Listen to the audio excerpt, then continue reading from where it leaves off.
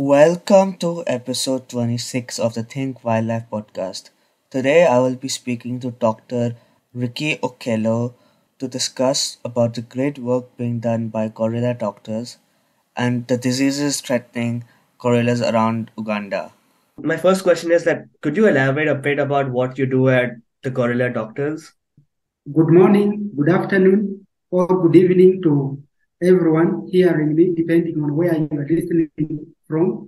I'm called Dr. Ricky Okwir. I'm a field veterinarian for gorilla doctors in Uganda. Gorilla Doctors is the only organization in the world dedicated to saving the life of the mountain gorillas and the eastern lowland gorillas through life-saving veterinary medicine and science through One Health approach. You might know that we have very few mountain gorillas. There are 1,063, and their population is currently increasing. And we also have a declining population of the growers gorillas, which are also known as the eastern lowland gorillas. So basically, we monitor the health of these two subspecies of gorillas and intervene to treat them whenever they get a life-threatening illness or injury. So basically, that is what we do as gorilla doctors. But as we talk along, I'll be telling you more about what we do as gorilla doctors. So, how are mountain and eastern lowland gorillas different from each other? I have worked with the mountain gorillas and eastern gorillas for over 10 years now, but I can tell you that it is very difficult to distinguish the two subspecies. But from my experience of working with these two subspecies for a long period of time, I can tell you that number one, if you look at the fur or the air cord for the growers gorillas, please remember when I say growers gorilla is the same as eastern lowland gorillas. So the growers gorillas have shorter fur or shorter hair compared to the mountain gorillas. That is one. Then number two, if you look at the face of the growers gorillas, it is slightly longer compared to the mountain gorillas, which is a bit rounder. Then also, if you look at the nostril, you will observe that the nostril of the growers gorillas is slightly round. So that is basically how you can distinguish the two. Then maybe fourthly, if I compare the sizes of the two subspecies, I would say the growers gorillas are slightly bigger than the mountain gorillas, but mark my words, slightly. And for you to detect that, it takes a long time for you to distinguish the two in terms of the sizes. So basically, that is how I distinguish between the two subspecies. But for you, if they put for you two mountain gorilla and the growers gorillas, it might be difficult for you to distinguish the two. Why are infectious diseases such a big threat for gorillas, and what are some diseases affecting them? Yeah, infectious diseases are quite critical in the conservation of mountain gorillas and growers gorillas because, as you know, there are only 1,063 mountain gorillas remaining, and they are all in the wild. Now, if you look at that number, it is very low. And infectious diseases, as you know, from previous research, we have noted that gorillas get the same infection from contact with human beings. I give an example like way back in the early 2000s, we had some gorillas that died of a virus we call human metapneumovirus. These viruses are found in almost many human beings working around the gorilla parks.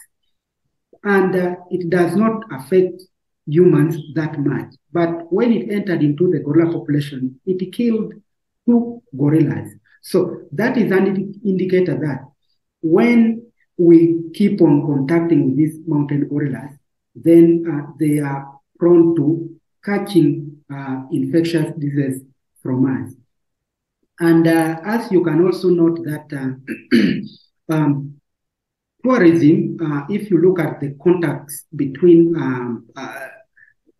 the visitation of the mountain gorillas. Tourists from different parts of the world normally come to visit the mountain gorillas to view them, which is great opportunity for conserving them.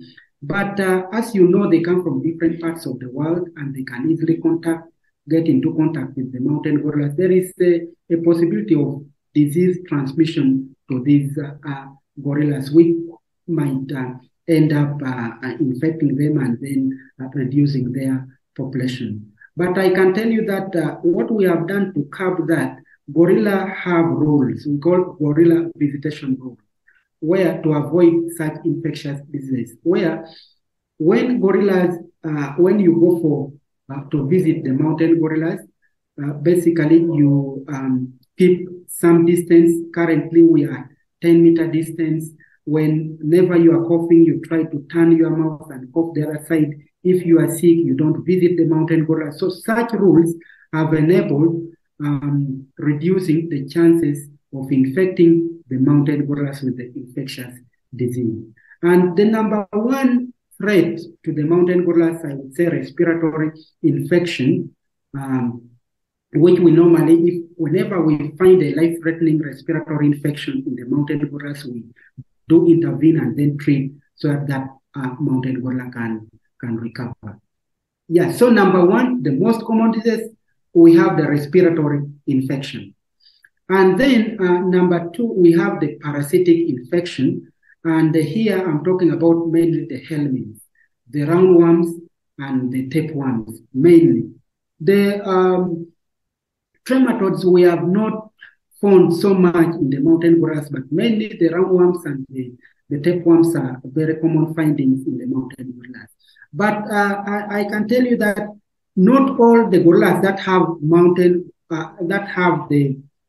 these helminths will go down due to these helminths. They can only go down if their immune is low or when they are very much stressed. But if they are not stressed, there will be no problem. They will live with it. And then there are also other diseases that we have. In addition to the internal parasites, which are the helminths, we also have the external parasites, which causes, in the early 2000s, we had what we call mange. Mange is caused by mites, and as you know, there was a point when gorillas were moving very close to the communities, and the communities had mange. And when these gorillas contacted with the humans, they got mange and the scabies. And we had some two gorillas that, mainly the infants, that died of scabies as a result of mange. How do you monitor the health of these gorillas in the wild? So how we monitor the health of these gorillas, I told you that we have 1,063 mountain gorillas. Now, out of that, some of them have been habituated for tourism and research. Habituation means making them used so that visitors and researchers can go and view them. Now, the gorillas that we monitor are the ones which have been habituated. And in windy, I'm talking specifically on the windy side, where we have 50% which have been habituated. And in the Virunga, we have 73% habituated. So those gorillas which are habituated, we normally go to them each day.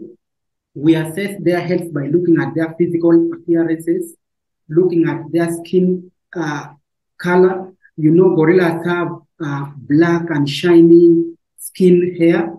But if you see it turning into brown, maybe it is rough, maybe it is losing hair, then you will know that particular gorilla is having a problem. Or looking at the cough. Gorillas cough just like humans. So whenever we see a gorilla is coughing consistently, then we know there is a problem. Additionally, we also try to look at the nozzle discharges. If you see gorillas getting a cold, normally you see it's having flu and the like. Then, looking at the fecal samples, gorillas normally they eat a lot of food. A normal gorilla eats a silverback eats about 25 kilograms of food, and eating 25 kilograms of food means you have to pass the feces at some particular point.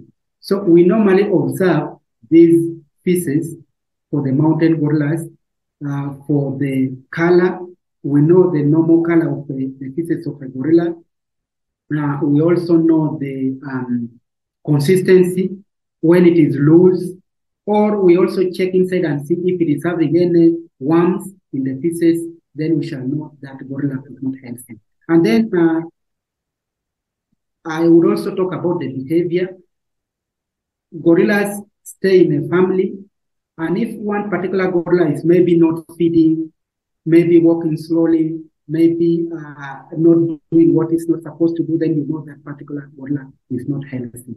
And then lastly, I know there are many, but I can just tell you some of the few things that we do to assess the health of the gorillas. Also looking at the wounds, gorillas do fight a lot among themselves, and whenever they do fight, they get injuries.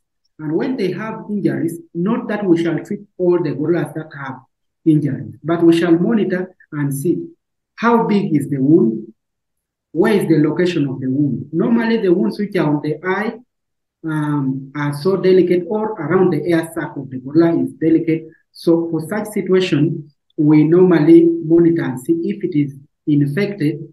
We do intervene and treat that particular injured gorilla. So could you also talk about how you are implementing the One Health approach to gorilla conservation? As I told you previously, as gorilla doctors, we do our work through veterinary medicine and science through a One Health approach. And we highly think the health of these gorillas are dependent on the entire ecosystem. If humans around the gorilla habitats are not healthy, the gorillas are not going to be healthy.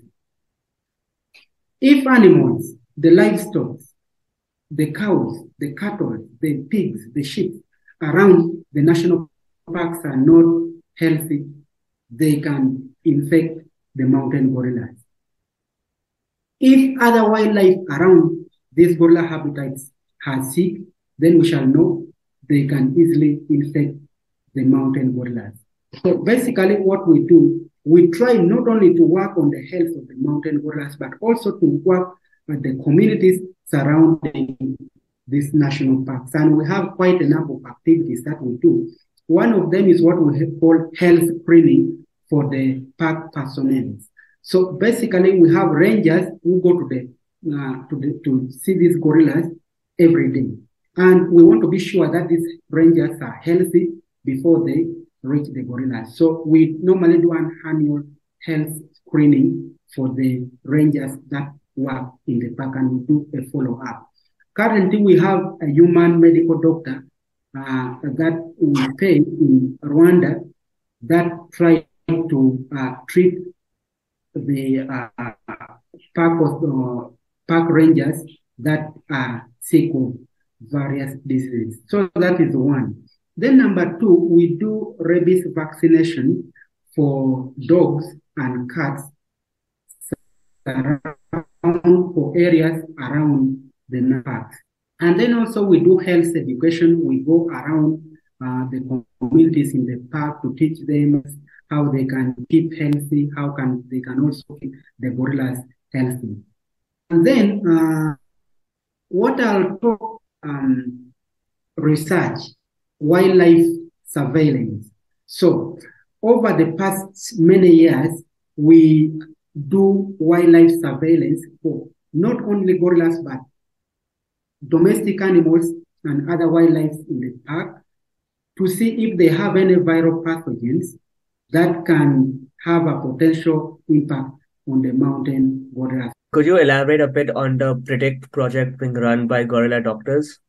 Yeah, so Predict project is what I would now say it was because it started from 2010 and ended in 2020. So Predict project was a USAID funded program which was part of emerging pandemic threat program that was in over 20 countries in Africa, in Asia, and Latin America.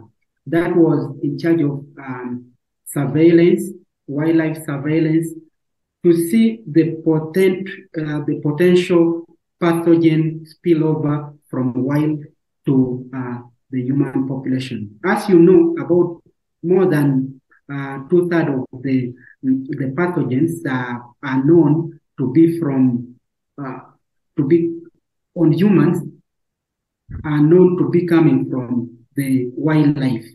And that is why we are, for Predict Project, we have been doing wildlife surveillance by trapping mainly the bats, the rodents, the non-human primates, and we collect samples from them. And samples we are collecting were mainly blood, the oral swabs, the rectal swabs, and then we store them safely in the right media. We transport them to the laboratory.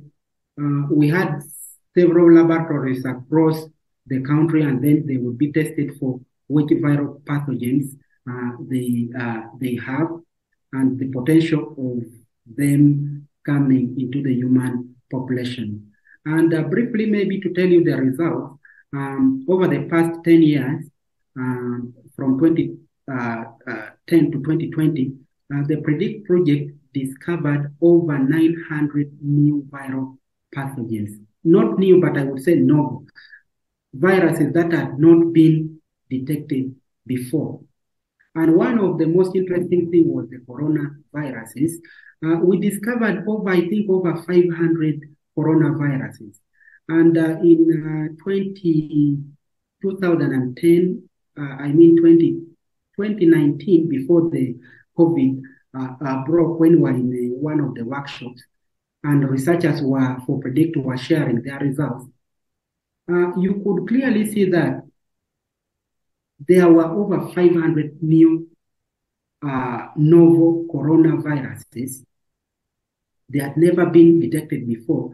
And the researchers were very clear that probably the next pandemic would be a coronavirus, because this is something that we had trapped very many bats across the world, and we were seeing very many bats and other animals having the coronaviruses. Not COVID, but the coronavirus, different. So maybe that is in brief what I can tell you about the Predict project. The gorilla doctors, you also have a lot of orphan gorillas. So could you just talk a bit about these orphan gorillas? Where did they come from, and do you plan on reintroducing them to the wild? As I told you before, gorilla doctors work in 3 countries: Uganda, Rwanda, and Democratic Republic of Congo, and that is where the mountain gorillas live.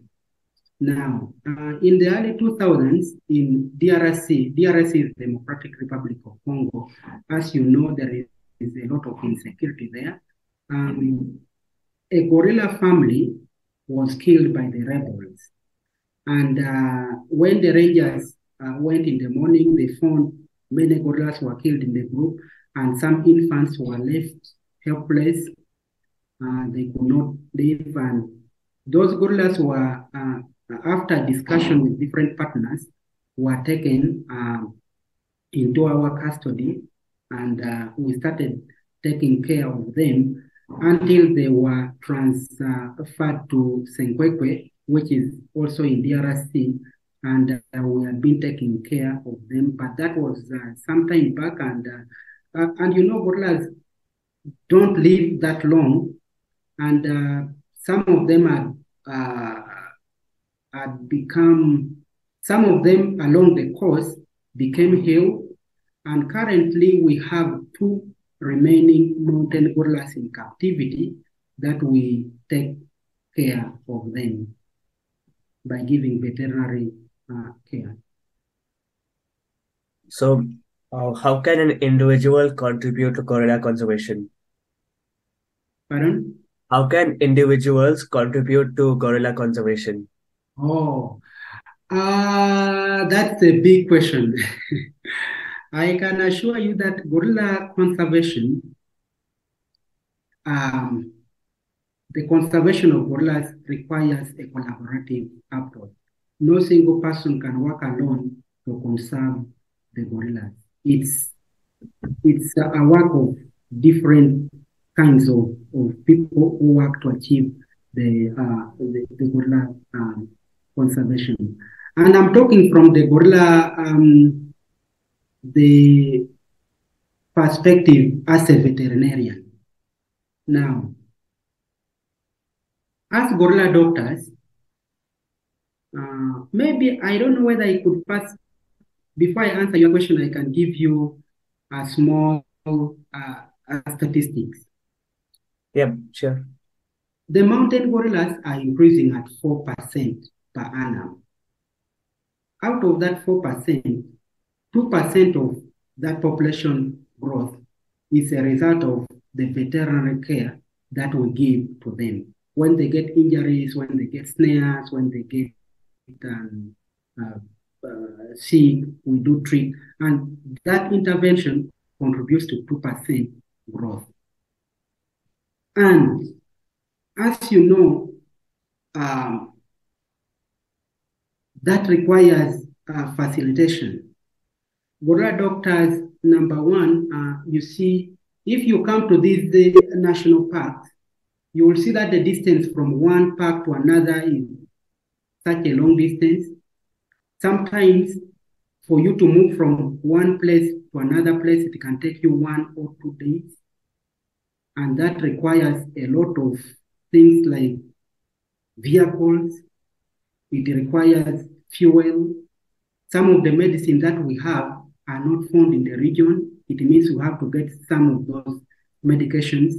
And we normally have very many people who donate to gorilla doctors, and then through such donations, it helps us to perform the duty that we are supposed to do. So one of the things that individuals can do to support gorilla conservation is through donation to help us in our field activities.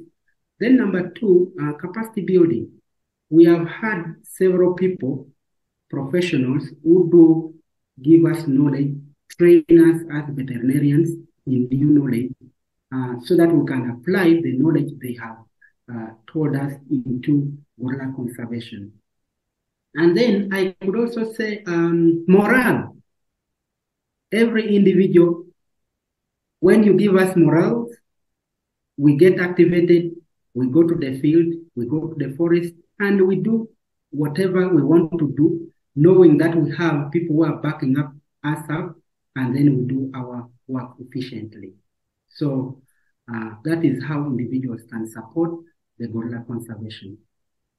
So my final question for you is that what has been your greatest learning from your conservation career? That's I've learned a lot from gorilla. My work as a veterinarian for the past 13 years. A lot. If I'm to talk about it, it can take a full day. But in brief, I would tell you that if I look at the great apes, we have different subspecies of the great apes. And the great apes include the orangutans, the chimpanzees, the bonobos, and then the gorillas. Now, if you look at all those, all the population of the orangutans, the bonobos, and the chimps in the wild are reducing. It is only the mountain gorilla whose population is increasing in the wild. And as I told you previously, 4% of the increase of these mountain gorillas is a result of, gorilla population are increasing at 4%. Out of that 4%, 2% is a result of veterinary care that we give to them. Now, I highly think that if some of these things that we do in conserving the gorillas, the veterinary care that we give to the gorillas, are done in combination with every other thing that other partners are doing, the population of other wildlife, including the chimpanzees, the orangutans, and bonobos, can increase equally. So that is one thing that I have learned in gorilla conservation, that the collaborative approach and the veterinary work that we do can be applied to other great apes to increase their population. And then maybe another thing that I have learned, when I first joined, I saw a small baby gorilla that was born a week that I first came here in 2009. As I talk now, that particular baby has grown into a very huge adult female, and 2 years ago, it gave birth to a baby. What have I learned about this? I have learned about that in about 10, 15, 30, 40 years, the gorilla population will increase as long as the condition remains constant. If what we are doing continues, the gorilla population is going to just increase. But I've also learned something which is a threat to me. I have learned that this population is very fragile. In 2020, when we had COVID, we had something which was very unique. There was a gorilla group in Mugahinga called Hirwa Group that had crossed from Rwanda into Uganda. And that gorilla group was 17 in numbers. And we had never seen anything like this. One day, there was heavy rainfall, lightning struck, 4 gorillas dead. 4 gorillas died instantly. We had never seen 4 gorillas in the same group dying the same day. When we were doing a post-mortem, we found one gorilla that was dead, was pregnant, 7 months old. Those are already 5 gorillas. Then, out of these 4 gorillas that had died, there were 3 that had infants, babies, who were very young and could not take care of themselves. Also, those 3 gorillas, because they are young babies and we could not take them into captivity, they died. That means we have lost 8 gorillas in one single day. Now, what does it mean? It means gorilla population is still very fragile. We should not be happy that the gorilla populations are increasing, because anything can happen and the entire gorilla population can crash. In West Africa, we had a population of the western lowland gorillas. Now, in the early 2000s, we had over 5,000 gorillas, the western lowland gorillas that were killed. Over 5,000 were killed by Ebola. What does it mean? It means should there be Ebola in the mountain gorillas, which are only slightly over 1,000, it can wipe out the population of the mountain gorillas. So, whereas the population of the mountain gorilla is increasing, I think we still have to monitor them very well, because anything can happen that can finish the population of the mountain gorilla. So that's my final question for you. Thank you so much for your time for this podcast. It was a pleasure speaking with you. Thank you very much.